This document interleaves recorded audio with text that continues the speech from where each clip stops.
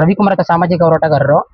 ನಾವು ಇಲ್ಲಿ ಹೊಸಕೋಟೆ, ಈ ಮೈಸೂರು ತಾಲೂಕು ಇಲ್ವಾಲ ಹೋಬಳಿ ಹೊಸಕೋಟೆ ಗ್ರಾಮದಲ್ಲಿ ಸಾರ್ವಜನಿಕರಿಗೆ ಒಂದು 26 ವರ್ಷದ ಹಿಂದೆ ಸ್ಮಶಾನಕ್ಕೆ ಮಂಜೂರಾಗಿದೆ 2 ಎಕರೆ ಜಮೀನು. ಕಲ್ಲೂರು ನಾಗನಹಳ್ಳಿ ಸರ್ವೆ ನಂಬರ್ 377ರಲ್ಲಿ ಹೊಸಕೋಟೆ ಗ್ರಾಮಸ್ಥರುಗಳಿಗೆ ಸ್ಮಶಾನಕ್ಕೆ ಜಾಗ ಇಲ್ದಾನೆ ಶವ ಸಂಸ್ಕಾರ ಮಾಡಲು ತೊಂದರೆ ಆದ್ರಿಂದ ನಾವು ಒಂದು 2024 ಇಸ್ವಿ ಹತ್ತತ್ರ ಇಲ್ಲಿ ತನಕ 1 ವರ್ಷ 6 ತಿಂಗಳಾಗಿದೆ ಮೈಸೂರು ತಹಸೀಲ್ದಾರ್ ಅವರಿಗೆ ಮತ್ತು ಜಿಲ್ಲಾಧಿಕಾರಿಗಳಿಗೆ ಈ 2 ಎಕರೆ ಸ್ಮಶಾನ ಜಮೀನ ಗುರುತು ಮಾಡಿ ಅದ್ಬಸ್ ಮಾಡ್ಕೊಡೋದಕ್ಕೆ ಅರ್ಜಿ ಮುಖೇನ ಮಾಡಿದ್ದು.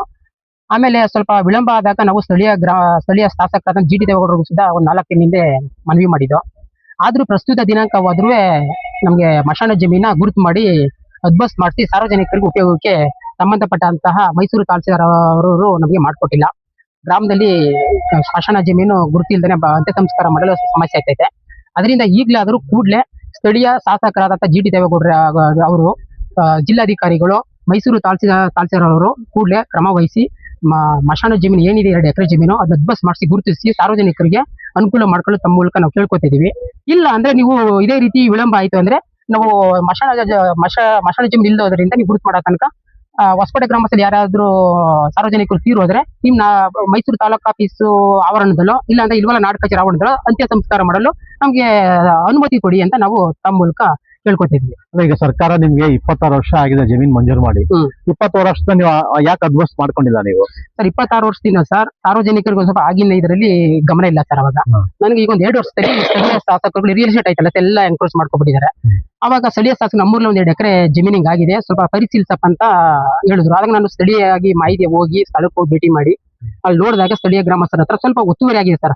ಅದರಿಂದ ಒತ್ತುವರಿ ಆಗಿರೋದನ್ನ ನಾವು ಅನುಮಾನ ಇದೆ ಅನ್ಕೊಂಡು ನಾವು ತಹಸೀಲ್ದಾರ್ ಲೆಟರ್ ಹಾಕಿದೆ ಸರ್. ಅದನ್ನ ಗುರುತು ಮಾಡ್ಬೇಕಾದ್ರೆ ಮೈಸೂರು ತಹಸೀಲ್ದಾರ್ ಅವರು ಒತ್ತುವರಿ ಆಗಿದ್ರೆ ತೆರವು ಮಾಡಿಸಿ ಅದು ಸಂಬಂಧಪಟ್ಟಂತ ಇಲಾಖೆ ಹ್ಯಾಂಡ್ ಓವರ್ ಮಾಡಿ ಸಾರ್ವಜನಿಕ ಉಪಯೋಗ ಮಾಡ್ಕೊಡ್ಬೇಕು ಸರ್. ಈಗ ನಿಮಗೆ ಮಂಜೂರಾಗಿರೋ ಜಮೀನು ಯಾವ ತಾಲೂಕು, ಯಾವ ಗ್ರಾಮ, ಯಾವ survey? Mysuru taluk sir, Ilavala hobli, Kallur Naganahalli survey number 377ರಲ್ಲಿ ಸರ್. 1998-99 2 ಎಕರೆ ಮಂಜೂರಾಗಿದೆ ಸರ್. ಈಗ 26 ವರ್ಷದಿಂದ ನಿಮ್ಗೆ ನಿಮ್ಮ ಹೆಣಗಳನ್ನ ಅಲ್ಲಿ ಮೃತಪಟ್ಟ ನಾಗರಿಕರ ಹೆಣಗಳನ್ನ ಎಲ್ಲಿ ಮುಳುಗಡೆ ಜಮೀನು ಸರ್? ಕೆಲವು ಜನಗಳು ಸರ್ ಜಮೀನಿಯವರು ಉತ್ತಾಕ್ತಿದ್ರು ಸರ್. ಇಲ್ಲಾಂದ್ರೆ ಕಾವೇರಿ ವಾಟರ್ ಇದೆ ಸರ್, ಅಲ್ಲಿ ಪರಿಸ್ಥಿತಿ ಪರ್ಯಾಯ ವ್ಯವಸ್ಥೆ ಇಲ್ಲ, ಕಾವೇರಿ ವಾಟರ್ ಇದೆ ಸರ್, ಅಲ್ಲಿ ರೋಡ್ ಗೀಡ್ ಪಕ್ಕದಲ್ಲಿ ಅಂತ್ಯ ಸಂಸ್ಕಾರ ಮಾಡ್ತಿದ್ರು ಸರ್ ಗ್ರಾಮಸ್ಥರು ಅಂತ ಮಾಹಿತಿ ಕೊಟ್ಟಿದ್ದಾರೆ.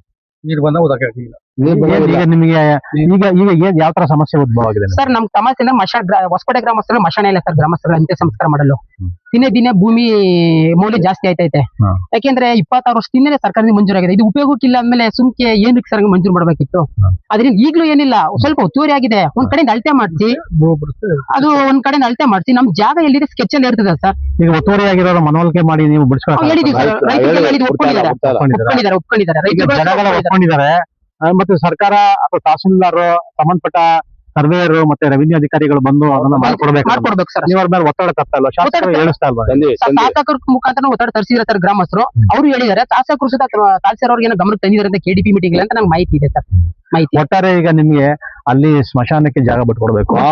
ಕೊಡ್ಲಿಲ್ಲ ಅಂತ ಅಂದ್ರೆ ನೀವೇನ್ ಮಾಡ್ತೀರಿ? ತಾಲೂಕ್ ಆಫೀಸ್ ಮುಂದೆ ಹೆಣನ ಉಳಕ್ಕೆ ನೀವು ತಾಲೂಕ್ ಆಫೀಸ್ ಆವರಣದಲ್ಲಿ ಸರ್, ಇಲ್ಲ ಇಲ್ವಲ್ಲ ನಾಡ ಕಚೇರಿ ಆವರಣದಲ್ಲಿ ನಮ್ಗೆ ಅನುಮತಿ ಕೊಡಿ ಅಂತ ಕೇಳ್ತಾ ಇದೀವಿ. ಇಲ್ಲ ಮುಂದಿನ ನಾವು ಅನುಮತಿ ಕೊಡದವ್ರೆ ನಾವು ಅಲ್ಲೇ ತಗೊಂಡು ಉಳ್ಬೇಕಾದ ನಿರ್ಧಾರನ ಗ್ರಾಮಸ್ಥರುಗಳೆಲ್ಲ ಮಾಡ್ಕೋಬೇಕಾಗುತ್ತೆ. ರವಿಕುಮಾರ್ ಅಂತ, ಸಾಮಾಜಿಕ ಹೋರಾಟಗಾರ. ಗೌಡ್ರೆ, ನಿಮ್ಮ ಹೆಸರೇನು? ಮದೇಗೌಡ್ರು.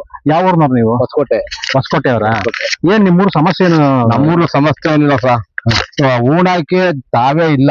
ಮಸಾಣ ಅಂತ ಬಿಟ್ಟು ನಾವು ಅಲ್ಲೇ ಪರಾಕಾಲದಲ್ಲಿ ಮಾಡ್ಸಿದ್ದು ಮದೇಗೌಡ್ರ ಕಾಲದಲ್ಲಿ. ಮದೇಗೌಡ್ರ ಕಾಲದಲ್ಲಿ ಇಲ್ಲದೇಗೌಡ್ರ ಇದ್ರು. ಅವರೇ ಮಸಾಣದ ನಮ್ನೆಲ್ಲ ಕರ್ದಿ ಮಸಾಣ ಕಾಣಿಸ್ತು. ಈ ಅಕ್ಕಪಕ್ಕದವರು ಅವ್ರು ಬಂದು ನಮ್ಗೆ ಭಾರಿ ತೊಂದರೆ ಕೊಡ್ತಾರೆ. ಊಣಕ್ಕೆ ತಾವೇ ಕೊಡ್ತಾ ಇಲ್ಲ. ಏನ್ ಮಾಡಿದ್ರು? ಈಗ ತೊಂದರೆ ಆಗಿದೆ. ಹೊಸಕೋಟೆ ಜನಸಂಖ್ಯೆ ಎಷ್ಟಿದೆ? ನಾವು 1000 ಚಿಲ್ಲರೆ ಇದೆ. 1000 ಚಿಲ್ಲರೆ ಜನಸಂಖ್ಯೆ ಇದೆ. ಈಗ ಈಗ 4 ಜನ ಬಂದಿದ್ರಿ. ಈಗ ಸಾರ್ವಜನಿಕರು ಅಂತಂದ್ರೆ ಎಲ್ಲಾರು ಬರ್ಬೇಕು. ಎಲ್ಲ ಬರೋರು ಇವತ್ತು ಯಾವ್ದೋ ಸಮಸ್ಯೆ ಆಗ್ಬಿಟ್ಟು ಊರೊಳಗೆ. ಅದರಿಂದ ಇವತ್ತು ಇಲ್ಲ ಅದೇ ಮೀಟಿಂಗ್ ಬಂದ್ಬಿಟ್ರಲ್ಲ, ಅದನ್ನ ನಾವು ಬಂದ್ಬಿಟ್ಟೆ. ಹೌದಾ? ನಾನು ಪಂಚಾಯತಿ ನಂಬರು ಉಪಾಧ್ಯಕ್ಷ ನನಗೆ. ಹೌದಾ? ಈಗ ಅಲ್ಲಿ ಉಪಾಧ್ಯಕ್ಷ. ಈಗ ಅಕಸ್ಮಾತ್ ನಿಮ್ಗೆ ಸರ್ವೇಯರು ಅಥವಾ ತಹಸೀಲ್ದಾರ್ ಅಥವಾ ಸಂಬಂಧಪಟ್ಟ ಅಧಿಕಾರಿಗಳು, ರೆವಿನ್ಯೂ ಡಿಪಾರ್ಟ್ಮೆಂಟ್ ನವರು ನಿಮ್ಗೆ ಜಾಗನ ಅಳತೆ ಮಾಡಿ ಕೊಡ್ಲಿಲ್ಲ ನೀವೇನ್ ಮಾಡ್ತೀರಿ? ಇಲ್ಲ ಇದಾಗ್ತಿವಿ. ಹೋಗ್ಬಿಟ್ಟು ಏನ್ ಮಾಡ್ತೀರಿ? ಗಲಾಟೆ ಮಾಡ್ತೀರಿ? ಸ್ಟ್ರೈಕ್ ಮಾಡ್ತೀರಿ ಅಲ್ವಾ? ನಿಮ್ಮ MLA ಶಾಸಕರು ಏನ್ ಹೇಳ್ತಾರೆ? ಅವ್ರು ಬಿಡ್ಸ್ಕೊಡ್ತೀವಿ ಅಂತ ಹೇಳಿದ್ರು ಗೌಡ್ರು. ಜಿಡ್ದೇವ್ರು ಬಿಡ್ಸ್ಕೊಡುವಂತ ಸ್ವಲ್ಪ ನಿರಾಸರು ಅಂತ ಹೇಳಿದ್ರು. ಈಗ 1 ವಾರದಲ್ಲಿ ಯಾವತ್ ಬಿಡ್ಸೋರು? ಅಲ್ಲೇ ಬಾರಿ ಕಾಲ ಆಯ್ತು ಹೇಳ್ತಾರೆ. ಇನ್ನೂವರೆಗೂ ನಮ್ ಬಗೆಹರಿಲ್ಲ. ಬಗದಿಲ್ಲ. ನಾವು ರಾಜಣ್ಣ ಅಂತ ಹೊಸಕೋಟೆ ಅವರ. ಏನ್ ನಿಮ್ ಸಮಸ್ಯೆ?